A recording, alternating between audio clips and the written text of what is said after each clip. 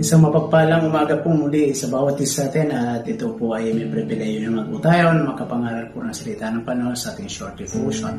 So ang ating pong talata ngayon pong umaga is Isaiah chapter 59 verse number 14. Ang sabi po dyan, "And judgment is turned away backward, and justice is standeth afar off. For truth is fallen in the street, and equity cannot enter." Sa buhay po natin bilang isang tao, bilang isang mananampalataya, ang ating buhay parang isang highway. Life is like an highway, life is like a thoroughfare. At sa ating pong paglalakbay bilang isang tao, there are 4 travelers sa ating pong buhay. Una, sabi ng salita ng Panginoon, si judgment, pangalawa si justice, pangatlo si truth, at pang-apat ay si equity. Ngayon, sabi ng Biblia, mayroong mga lalakbay at dumating sa time na sa kanilang paglalakbay, and judgment is turned away backward. So, habang naglalakbay si judgment, sabi ng Bible, he turned away backward. At sabi ng salita ng Panginoon, isa pang traveler natin, si justice, standeth afar off. So, ibig sabihin, nang lumingon po si judgment, tumigil siya, lumingon siya, si justice, nakatayo sa malayo. At sabi ng Bible, si equity, hindi makapasok. Equity cannot enter. Si judgment, si justice, and si equity ay tumigil lahat, all because yung isang traveler, si truth. Anong nangyari kay truth? The truth is fallen in the street. So, nagkaroon po ng blockade of traffic. Nagkaroon ng traffic jam. Nagkaroon ng bumper to bumper. So, hindi ngayon makapasok. Hindi ngayon pwede silang tumuloy sa kanilang pupuntahan. Why? Because the truth is fallen in the street. Alam niyo po, sa buhay po natin bilang isang tao, bilang isang mananampalataya, meron tayong tinatahak po sa buhay po natin.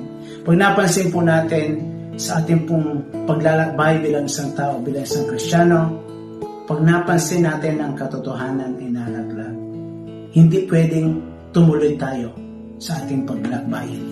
Bilang isang teacher, bilang isang pastor, bilang isang soul winner, bilang isang magulang, sa ating paglalakbay, pag napansin natin na nalaglag ang katotohanan, huwag tayong tumuloy. Why? Because there is no proper judgment when the truth falls on the street. There is no proper justice when the truth falls on the street. There is no equity in our life if the truth is absent. Tandaan niyo po mga kapatid, number 1, the truth, it just fall on the street. It does not die. Hindi po siya namatay. Ang katotohanan sa buhay po natin, hindi namatay. Sa paglalakbay natin, if that is wrong 50 years ago until now, that is wrong. If that is right 25 years ago until now, that is right. The truth is always truth, no matter what. Kahit gaano kahaba ng panahon, the truth does not die. Magulang, teacher, anong prinsipyo ng salita ng Panginoon sa ating paglalakbay, dalhin natin to because the truth does not die. Pangalawa, the truth needs help. All we need to do is to go back and pick the truth in our life because there is no judgment, there is no justice, there is no equity if the truth is absent. If the truth falls on the street, all we need to do is to go back, pick the truth, have the truth.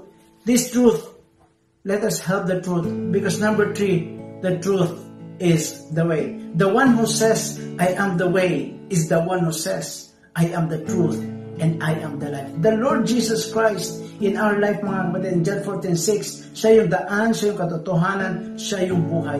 All we need to do is to have the Lord Jesus Christ, preach to them, teach to every kid the principle of the Word of God, the Lord Jesus Christ. Ituro natin sa kanila, mga kapatid.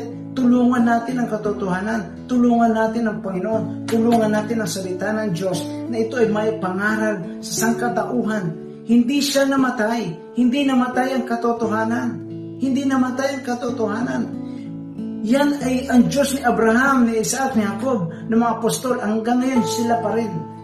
At siya pa rin ang Diyos natin, ang Panginoon sa puso. Hindi namatay ang katotohanan. Kailangan natin ipangaral, hindi natin kailangan magbago sapagkat maraming tao nagbabago sa ngayon sapagkat hindi nila napapansin sa kanilang paglalakbay na laglag na ang katotohanan. nagpatuloy sila sa kanilang paglalakbay without knowing that the truth falls on the street.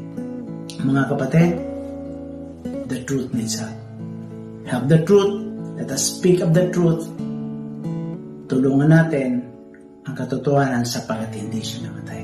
The principle of the Word of God is the truth. Sa Bible, and the truth shall set us free.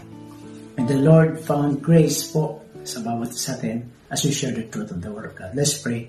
Dakilang Diyos, Panginoon, maraming salamat po. Ngayon pong umaga na niloob mo po kami magkasama-sama. Tulungan niyo pong bawat isa amin, Panginoon, na matulungan ang katotohanan sa buhay po namin. May share po namin ito, dakilang Diyos, ng walang pag-aalinlangan. Salamat po sapagat hanggang ngayon, mayroon pong salita niyo na katotohanan namin pinapangaral. Tulungan niyo po kami na maging mouthpiece niyo po dito, dakilang Diyos. Thank you, God, for everything. We praise you, we love you. Be with us the whole day, Lord. This we pray in Jesus' name. Amen.